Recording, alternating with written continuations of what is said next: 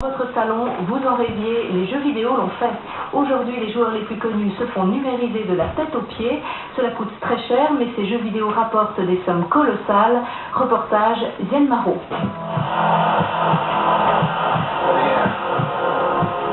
Combinaison moulante, réflecteur lumineux sur tout le corps, passage obligé pour avoir son personnage dans un jeu vidéo.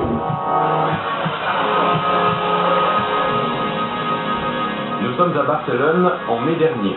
54 caméras sont braquées sur la star de l'équipe de Suisse, Tranquillo Barnetta. Grâce à ces petites boules grises, les caméras enregistrent et digitalisent tous les mouvements du joueur. Le personnage bougera dans le jeu exactement comme le vrai Barnetta. Les mouvements des joueurs sont toujours plus réalistes. Ça rend le jeu encore plus vrai et encore plus intéressant. Chaque année en automne, les fabricants sortent une nouvelle édition des jeux de foot. Celle de 2008 devrait cartonner, Eurofoot oblige. Oui, j'ai toujours l'euro en tête. Et comme le jeu sort pour l'année de l'euro, c'est vraiment intéressant. En tant que Suisse, on n'a pas toujours l'opportunité de participer à des événements aussi importants. C'est pour ça que je suis content d'être ici. Et voilà le Barnetta virtuel. Son visage est fidèlement reproduit dans le jeu. Il est même sur la couverture à côté d'un certain Ronaldinho. Seuls 5 joueurs ont le privilège d'être numérisés dans le jeu, comme Ronaldinho, Barnetta ou encore Klose.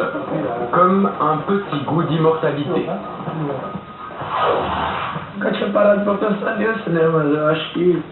J'ai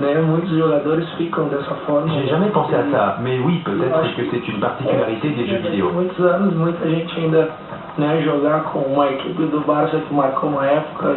fait, même les futures générations pourront jouer avec mon personnage. C'est fou, mais en fait, c'est possible. Des contrats négociés à prix d'or, des technologies toujours plus sophistiquées, tout cela a un prix. Les coûts de production de ces jeux ont grimpé de manière très brutale. Ça a carrément explosé. Au début, un gros jeu, ça coûtait 100 000 $. Maintenant, on parle de plusieurs millions. Il y a des jeux qui ont coûté jusqu'à 20 millions de $ à produire. Le fabricant Electronic Arts a installé son siège mondial à Genève. C'est ce géant du jeu vidéo qui a produit FIFA 08, le jeu de Barnetta. Plus de 250 développeurs ont travaillé dessus.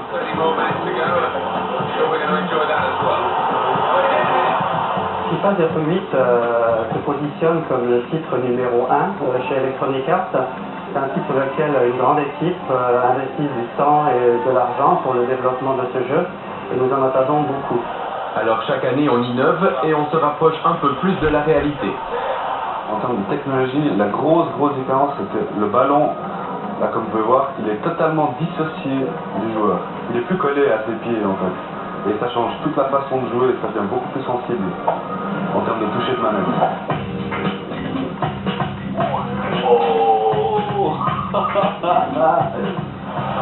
Et voilà à quoi ressemble Tranquillo Barnetta dans le jeu vidéo. Wenn ich das Spielfeld schaue und sehe, wie ich laufe, dann weiß ich, da bin ich und da ist nicht irgendein anderer, egal wie weit. Dans le jeu, quand je me vois courir, je sais que c'est moi et pas quelqu'un d'autre, même sans voir le numéro. Les gens qui connaissent bien les mouvements des joueurs, grâce à la télé entre autres, les reconnaîtront dans le jeu. C'est pour ça que je trouve le jeu très réussi. Mais Electronic Arts n'est pas seul sur le terrain. Son concurrent direct, Pro Evolution Soccer. Édité par un fabricant japonais, c'est le jeu de référence pour les gros joueurs.